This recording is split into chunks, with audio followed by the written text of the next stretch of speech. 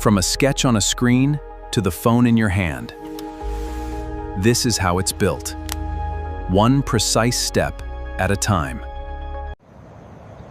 Every year, factories like this turn raw silicon, copper, and glass into devices that fit in a pocket.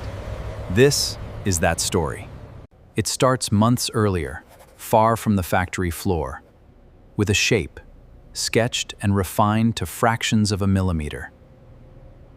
Rough prototypes are built, broken, and rebuilt, tested for signal, heat, and durability, long before reaching a customer. No single factory builds a phone alone. Chips, displays, and batteries arrive from suppliers worldwide, timed to arrive exactly when needed. The circuit board begins as plain copper and fiberglass. Chemical etching strips away everything except the exact pattern the circuit needs. Thousands of microscopic holes are drilled and copper-plated, linking layers of circuitry into a board thinner than a credit card. A stencil deposits solder paste onto the bare board, precise microscopic dots marking exactly where each component will land. Robotic placement heads move faster than the eye can follow, positioning resistors, capacitors, and the main processor within a fraction of a millimeter. Heat melts the solder into permanent bonds. Then cameras and X-rays check every joint, even the ones hidden beneath the chips. Now the board meets its body, fitted into the phone's metal frame, the skeleton that will hold everything together. Piece by piece, the phone comes alive.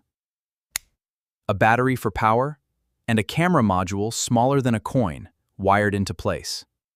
The screen goes on in the cleanest room in the building, where a single speck of dust would be visible for life. A final seal of adhesive closes the housing. The same seal that keeps water and dust out once it reaches a pocket.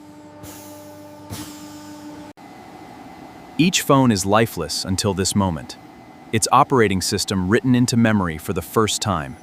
A unique ID burned in. Every camera and sensor is fine-tuned individually, accounting for the tiny manufacturing variations no two you share exactly. Before it earns the right to be boxed, every phone down proves its buttons, speakers, radios, and screen all work exactly as designed. A sample from every batch is pushed past its limits, dropped and soaked to prove the design holds up after it ships. The finished phone gets a last wrap of film, a box of its own, and a barcode tracing it to the shelf. Thousands of hands and hundreds of machines work as one line, so a screen lights up in someone's palm for the first time.